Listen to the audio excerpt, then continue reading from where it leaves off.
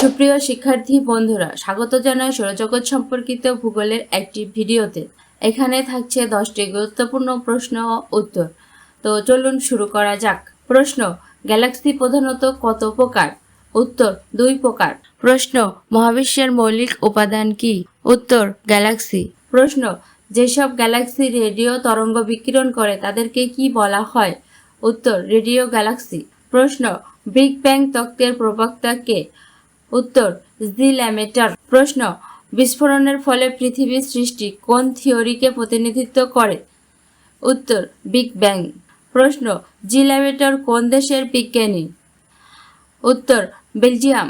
প্রশ্ন: big bang তত্ত্বের আধুনিক ব্যাখ্যাকারী কে? উত্তর: স্টিফেন হকিং।